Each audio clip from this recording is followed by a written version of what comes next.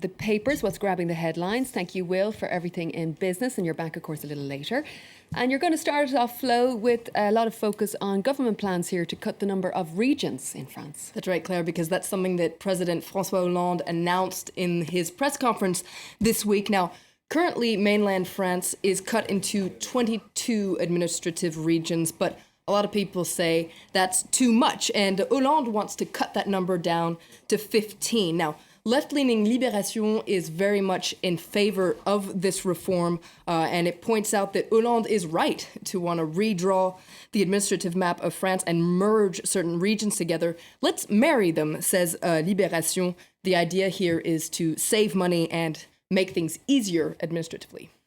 So for now, it's complicated. For now, things are very complicated, and Libération has a very handy little graphic that explains just how France works. The system is pretty Kafkaesque, according to Libération. They call it a millefeuille administratif, which is a dessert with lots of different layers. So you can see those layers there. France is cut into regions, which are cut into departments, which are then cut into municipalities.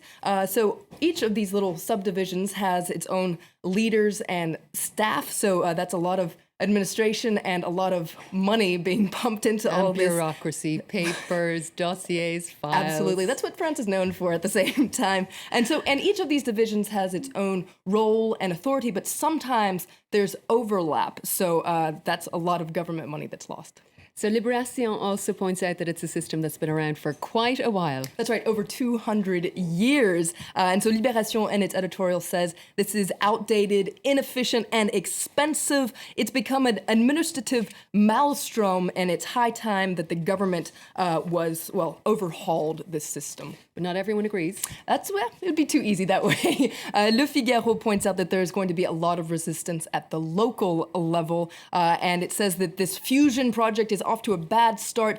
Regional leaders are very skeptical about this plan, and it's not surprising because, some of them are going to lose their jobs. Now, Le Figaro points out, though, that a lot of these regional and department leaders are socialists. And so, according to this paper, if the government goes through with this plan, it could face some sort of a revolt within its camp. Le Figaro calls it the Baron Revolt.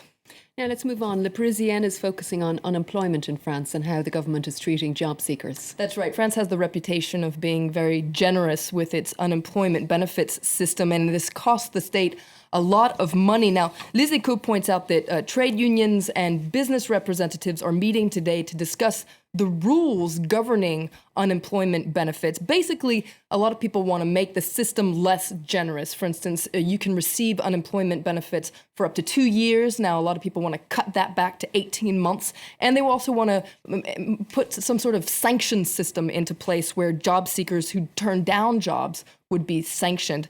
Le Parisien asked the million-dollar question, though, is France too nice with its job seekers? And they also have a very useful graphic that points out that France is indeed a lot nicer than its European neighbors. For instance, you only have to have worked for 4 months to receive benefits. You can receive up to 6,161 euros per month in benefits. That's the maximum in Europe. So it's a very generous system, but Le Parisien points out that the most generous is Denmark.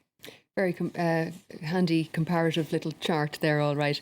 Now, finally, Le Figaro reports from Mali 1 year after the French military operation there. That's right. It's a special report from Timbuktu, which is home to very ancient manuscripts, some that date back to the 10th century. And Le Figaro points out that when Islamists took over the city, they actually tried to destroy these manuscripts and set fire to 2 libraries in Timbuktu.